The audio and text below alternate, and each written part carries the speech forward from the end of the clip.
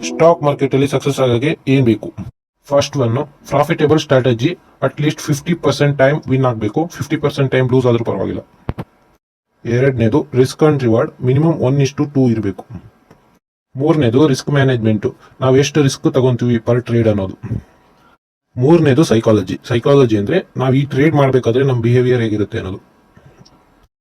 ಇದಿಷ್ಟನ್ನ follow ಮಾಡಿದ್ರೆ ಖಂಡಿತ stock market ಅಲ್ಲಿ ಸಕ್ಸಸ್ ಆಗ್ಬೋದು.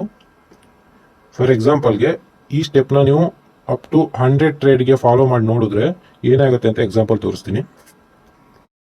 ಈಗ 100 ಟ್ರೇಡ್ ಮಾಡ್ತೀವಿ ಅಂತಂದ್ರೆ ಅದರಲ್ಲಿ 50% ಟೈಮ್ ಪ್ರಾಫಿಟೇಬಲ್ ಇದೆ ಅಂದ್ರೆ 50 ಟ್ರೇಡ್ಸ್ ನಮ್ದು ಪ್ರಾಫಿಟ್ ಕೊಡುತ್ತೆ, ಇನ್ನು 50 ಟ್ರೇಡ್ಸ್ ನಮಗೆ ಲಾಸ್ ಮಾಡುತ್ತೆ. ಅದೇ ತರ ಸೆಕೆಂಡ್ ಸ್ಟೆಪ್ ಅಲ್ಲಿ ರಿಸ್ಕ್ ರಿವಾರ್ಡ್ 1:2 ಇರಬೇಕಾದ್ರೆ ನಾವೇನ್ ರಿಸ್ಕ್ ತಗೊಂತೀವಿ ಅದಕ್ಕಿಂತ ಡಬಲ್ ಪ್ರಾಫಿಟ್ ಬರುತ್ತೆ. ಮೂರನೇದು, ರಿಸ್ಕ್ ಮ್ಯಾನೇಜ್ಮೆಂಟ್ ಅಲ್ಲಿ ನಾವು ಎಷ್ಟು ರಿಸ್ಕ್ ತಗೊಂತೀವಿ ಅಂತಂದ್ರೆ, ಫಸ್ಟ್ ಎಕ್ಸಾಂಪಲ್ಗೆ ನಾವೇನಾದ್ರೂ 500 ರುಪೀಸ್ ತಗೊಂತೀವಿ ಅಂತಂದ್ರೆ ಫಸ್ಟ್ ಲಾಸ್ ಎಷ್ಟಾಗುತ್ತೆ ಅನ್ನೋದನ್ನೇ ನೋಡೋಣ. ಲಾಸು ಬಂದ್ಬಿಟ್ಟು 500 ರುಪೀಸ್ ನಾವು ರಿಸ್ಕ್ ತಗೊಂತಿದೀವಿ ಅಂದ್ರೆ 50 ಟ್ರೇಡ್ಸ್ ಅಲ್ಲಿ ನಾವು 500 ರುಪೀಸ್ ಲಾಸ್ ಮಾಡಿದ್ರೆ ನಮಗೆ -25,000 ನಮಗೆ ಲಾಸ್ ಆಗುತ್ತೆ. ಸೊ ನೆಕ್ಸ್ಟ್ 50 ಟ್ರೇಡ್ ಅಲ್ಲಿ ನಾವು ಪ್ರಾಫಿಟ್ ಮಾಡ್ತೀವಿ ಅಂತಂದ್ರೆ ಆ 50 ಟ್ರೇಡ್ ಇಂದ ನಮಗೆ 50,000 ಪ್ರಾಫಿಟ್ ಆಗುತ್ತೆ.